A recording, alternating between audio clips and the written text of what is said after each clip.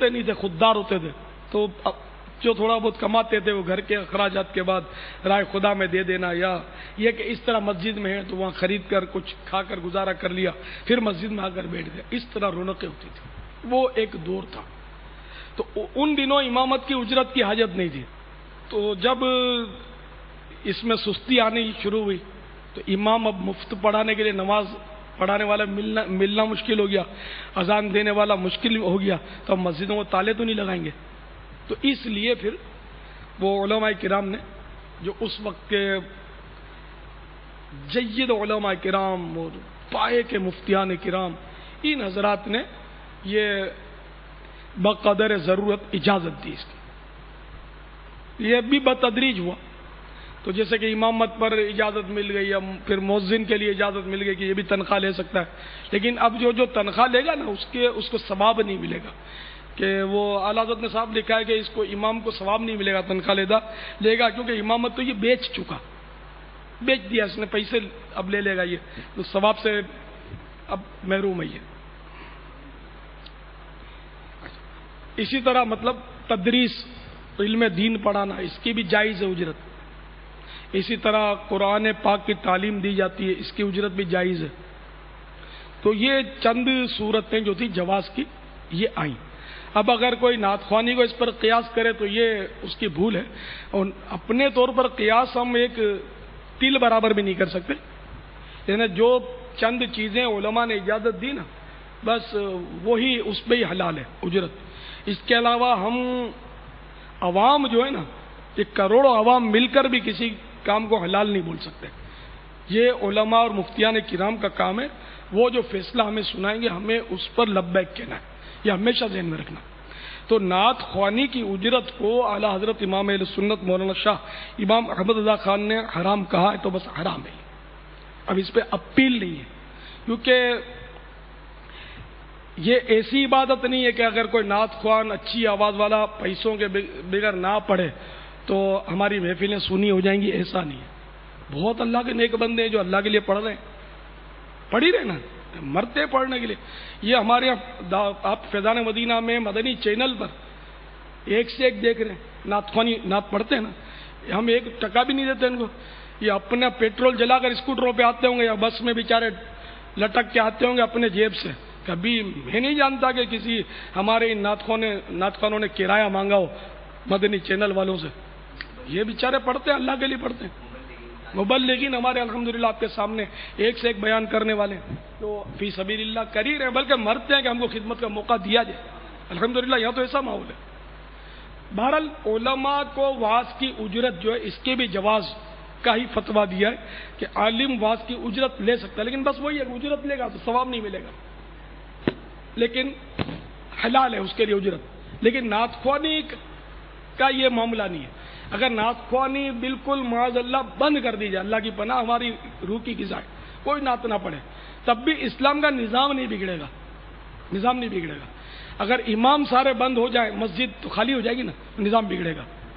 سارے یعنی کہ مدرسین ختم، بھائی اجرت حرام، تو یہ بیچارے کھائیں گے کیا امام یہ مدرسین؟ تو یہ پھر کاروبار کریں گے تو پڑھا نہیں سکیں گے نا۔ تو اس طرح سارے مدرسے بند ہو جائیں گے تو علماء پروڈکشن ختم ہو جائے گا۔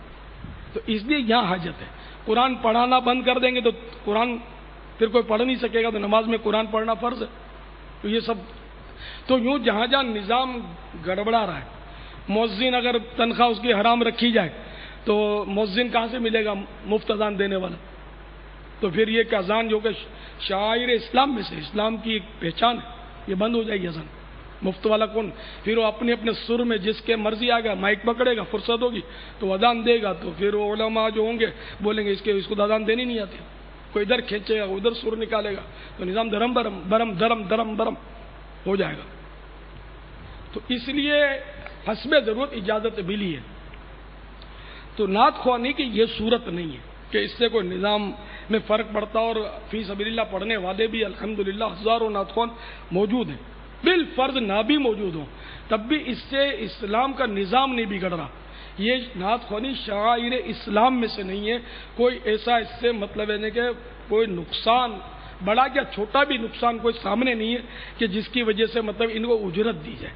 تو یہ دلائل اگر دیں گے تو یہ بے باکی کہلائے گی اور مزید پھنسیں گے. آدمی حرام کرے تو حرام سمجھ کر اگر بالفرض کرتا ہے اور نادم رہتا ہے تو اس کی بچت کی صورت ہے. اگر یہ اڑی کر کے ہم جیسوں کو گالیاں نکالے گا مزید اپنے لیے جہنم کی آگ جمع کرے گا. ہمارا بگڑے گا کیا؟ میرے اس میں کیا فرق پڑے گا؟ جیسے یہ رسالہ میں نے جب مکتبۃ المدینہ میں شائع کیا تو مجھے پتا چلا تھا کہ بعضوں نے ناگواری کا اظہار کیا تو کیا آئیں بات کریں، دلیل کے ساتھ بات کریں، اس کا رد لکھ دیں کہ میں نے جو اس میں دلائل ہماری مکتبے نے جو چھاپے ہیں اس کا رد لکھ دیں کہ بھئی یہ غلط ہے. میں نے سرکار اعلیٰ حضرت کا دامن پکڑا، میں نے ان کے جزئیات پیش کیے زیادہ تر کہ انہوں نے حرام کہا ہے. رسالے کا نام ہے نعت خواں اور نذرانہ. نعت خوان اور نذرانہ، نعت خوان اور نذرانہ. یہ نہیں پڑھا تو پڑھ لیجیے، آپ کے 14 طبق انشاءاللہ روشن ہو جائیں گے. نیت کریں انشاءاللہ پڑھیں گے انشاءاللہ. میرا خیال ہے بہت سو نے ماشاءاللہ پڑھا بھی ہوا. کس نے پڑھا ہے؟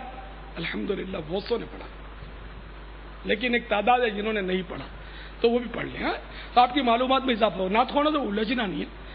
نعت خوانوں سے میں بھی کہ الجھتا نہیں. اس طرح کے نعت خوان جب ملتے ہیں تو میں محبت سے ملتا ہوں کہ اب ان کو کب اپنے سمجھائیں کہ جب اپنا ظن غالب ہوگا یہ مان جائے گا. تو ان کو تو سب پتہ ہوتا ہے. یہ رسالہ تو بعد میں نکلا ہے، پہلے سے بھی یہ سنتے رہتے ہیں. میں تو بہت زمانے سے اس طرح کی باتیں کرتا رہتا ہوں.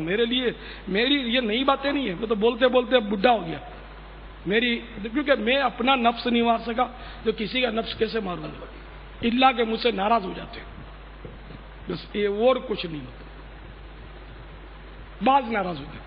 اور ہر نعت خوان کوئی پروفیشنل ہوتا بھی نہیں، کوئی ہوتا. تو اس لیے کسی کو ہم ہدف بنائے کہ بھئی فلاں پروفیشنل ہے، یہ بھی نہیں ٹھیک. بلکہ اگر پیچھے سے کوئی اگر بالفرض ہے بھی پروفیشنل تو وہ بھی ڈر کے ترکیب سے لیتا ہے. اپنا بورڈ نہیں چڑھاتا کہ میں ایک محفل کی اتنی رقم میرا اجرت ہے. وہ کوئی بھی بورڈ ابھی تک نہیں سنا کہ لگاتا ہے. ٹھیک ہے نا؟ تو اس لیے ایسوں کو اگر آپ کہیں گے کہ یہ پروفیشنل نعت خوان ہے تو یہ غیبت ہو جائے گی. پروفیشنل ہوگا تب غیبت ہوگی، نہیں ہوگا تو تہمت ہوگی. سامنے سے کہو گے کہ تم پروفیشنل نعت خوان ہو تو دل آزاری ہوگی. تو اس لیے قفل مدینہ. تو میں نے کسی کو ہدف نہیں بنایا، میں تو جنرل بات کی. وہ جیسے آپ نے ابھی فرمایا کہ یہ غیبت ہو جائے گی، تو کیا خالی یہ ایک ہی جملہ ہے بابا جیسے غیبت ہوگی، یا کچھ اور بھی 2-4 جملے ہو سکتے ہیں؟ بہت سارے ہو سکتے ہیں نعت خوان کی غیبت کے جملے کہ مالداروں کے پیچھے پھرتا ہے. کیونکہ جو پروفیشنل ہوگا نا بالفرض تو وہ مالدار ہی سے محبت کرے گا.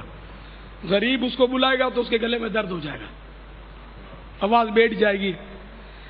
اگر بل جبر اس کو لایا گیا سورس لگا کر، کوئی ایسا وزندار آدمی لے آیا، علاقے کا کونسلر یا کوئی ناظم ٹاؤن کیا ہوتے ہیں یہ کچھ ہوتے ہیں نا، اس طرح کوئی آدمی لے آیا نا اس کو، تب بھی وہ جب مائک پر آئے گا نا تو وہ گویا اپنا احسان رکھے گا. یعنی اس طرح کے جو لوگ کہتے ہیں مجھے یہ جملے بہت ناپسند ہے، اس لیے میں اگر آپ میں سے کوئی کہتا ہو تو اس پر غور کر لیں کہ میں جو کہنا چاہتا ہوں میں کیا کہنا چاہتا ہوں. ان جملوں میں جو کہے جاتے ہیں نا شاید ایسا لگتا ہے کہ یہ بولنے والا اپنا احسان رکھ رہا ہے سننے والوں پر یا بلانے والوں پر. وہ جملے کیا ہوتے پتہ ہے؟ مسلسل 3 روز سے